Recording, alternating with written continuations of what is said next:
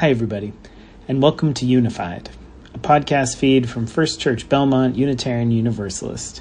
We'll be sharing sermons and stories, especially thematic content made new every week. We're so glad you're here, and for more information about who we are and opportunities to grow and deepen, swing by the church on Sundays or check out our website at uubelmont.org. And for now, enjoy this new content. The MacKado was written by Sir William Schwenk Gilbert and Sir Arthur Sullivan in 1885. It was their 9th collaboration and one of their most successful. It tells the story of a power-hungry and fickle supreme ruler and a town subject to his whims. There is also the requisite love story with a hidden identity and the rather convoluted but delightful deus ex machina, which sees all characters married to the right people and ready to live happily ever after at the end. By setting the opera in a fantasy town in Japan, an exotic locale far away from contemporary Britain, Gilbert, the librettist, was able to satirize British politics more freely and soften the impact of his criticisms of the monarchy and of British social institutions. However, the world in 1885 looked very different than it does now.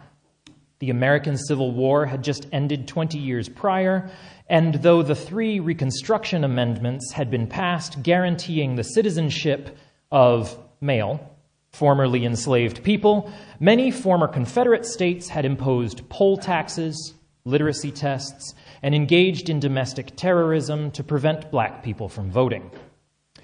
In May of that year, King Leopold II of Belgium established the Congo Free State, a vast region of Africa that he considered his own personal possession. Under the guise of bringing civilization and culture to the local people, he stripped the area of vast amounts of rubber, ivory, and minerals to sell in Europe for his own personal profit. The loss of life and the atrocities perpetrated during that time inspired Joseph Conrad to write The Heart of Darkness. If you have not read the book, I commend it to you. And it raised an international outcry. In Canada, the government was engaged in an inexorable push west, taking land from Native Canadian peoples and restricting them to smaller and smaller areas. In what is now known as the Northwest Rebellion, a group of Métis, Cree, and Assiniboine people rose up against the government, protesting the restriction of their rights and land.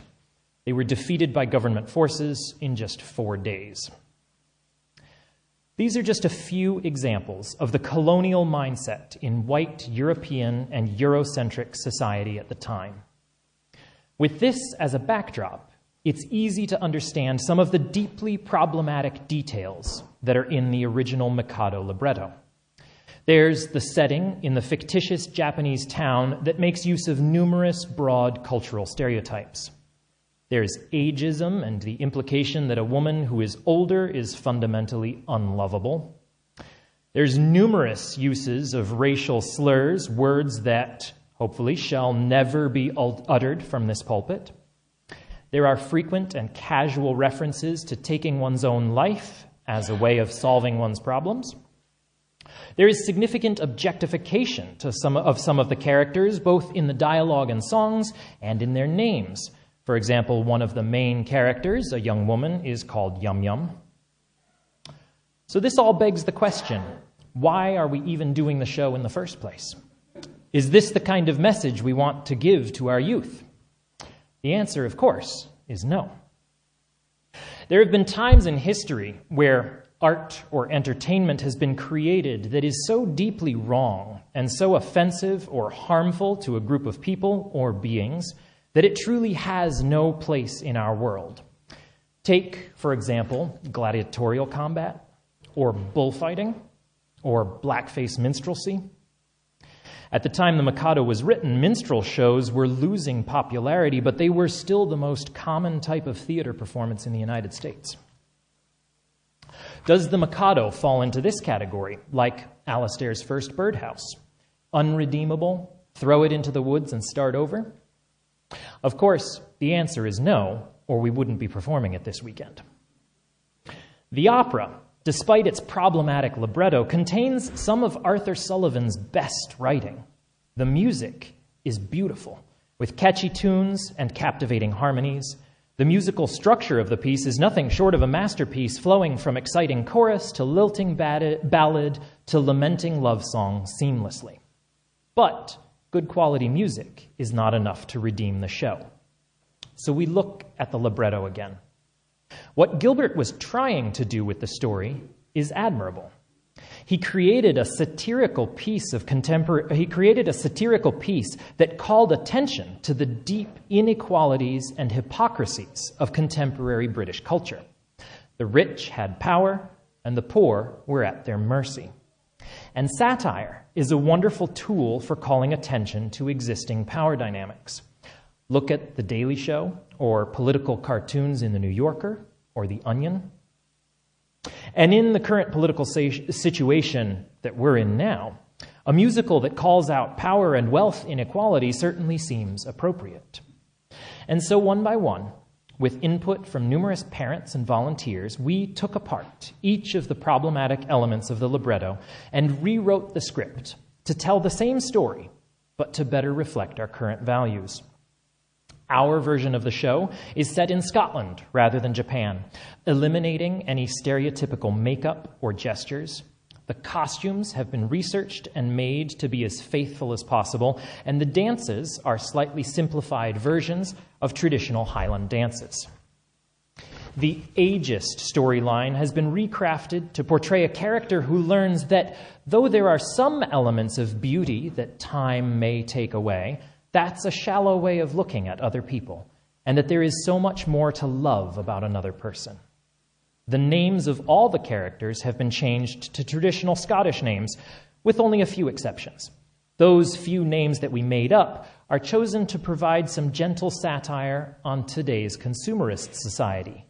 MacBook, for example. And the objectification of the young women in the show has simply been completely taken out of the dialogue.